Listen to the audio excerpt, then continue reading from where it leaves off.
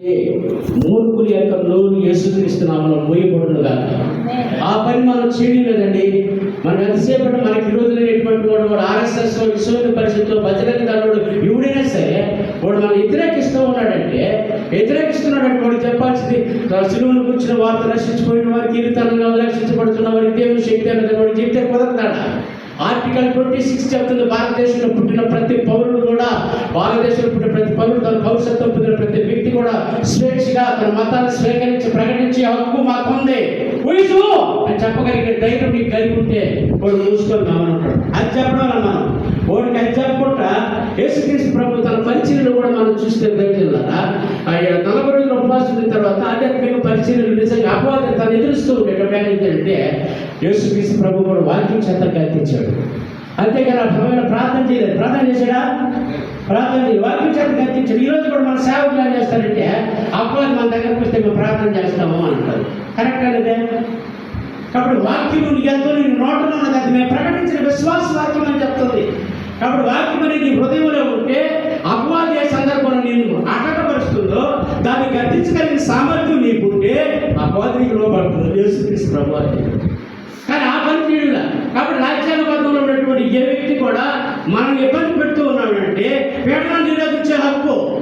ఒక వ్యక్తి కొట్టబడడం కానీ హింసించబడడం కానీ దారించబడడం కానీ రాజ్యాంగ విరుద్ధం. ఆ వ్యక్తి నీకు ఎవరిచ్చారు? నన్ను హింసించే హక్కు, నన్ను కొట్టే హక్కు నీకు ఎవరిచ్చారు అని మనం వ్యక్తి చూపించుకోగలిగితే వాడు నోరు మూసుకుంటాడా? మూసుకున్నా స్ట్రైక్ చెప్పడం. మనం ఎంత చేయబట్టే ఆ భక్తి అనే విశ్వాసంలోనే మనం చెప్తాం. కానీ వాడు ఈనాడు వాడు మూర్ఖుడు ఇదే పరిస్థితి లేదు. కాబట్టి ఆర్టికల్ 4 ప్రకారం ఆయన చెప్తుంది ఎవరికెవరు కూడా బానిసలు కాదు.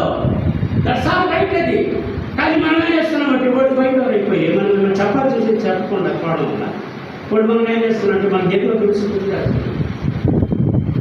కాబట్టి ఒక వ్యక్తి జరిగినటువంటి అన్యాయాన్ని భావప్రకృత నిజంగా అతను పట్టబడుతూ ఉంటే, హింసించబడుతుంటే, అన్యాయంగా దౌర్జన్యం చేస్తూ ఉంటే ఆర్టికల్ 19 వాక్ స్వాతంత్రం రాజ్యాంగబద్ధంగా మనకు అనుగ్రహించబడ్డది. కాబట్టి ఆ రాజ్యాంగబద్ధంగా అనుసరించబడిన వాక్ స్వాతంత్రాన్ని ఉపయోగించగలిగి తన భావాస్వచ్ఛని స్వేచ్ఛగా ప్రకటించేటువంటి హక్కు మన ఈరోజైనటువంటి వాడికి ప్రకటించగలిగితే వాడు నోరు మూసుకోడా? 100% మూసుకుంటాడు. కాబట్టి ఇది సత్యం, వాస్తవం. ఇది ఆర్టికల్ 14 ఏం చెప్తుంది? All are equal before law. చట్టం ముందు అందరూ సమానులే. ఏ వ్యక్తి కూడా లింగ భేదం కానీ, వర్ణ భేదం కానీ, కుల భేదం కానీ చూడకూడదని చెప్తూ ఉన్నప్పటికీ ఈనాటి పరిస్థితుల్లో ఆ రకంగా ఉన్నాయా? లేకుండా ఉన్నాయా? ఉన్నాయి. అవన్నీ ఉన్నాయి, చూపిస్తూనే ఉన్నారు.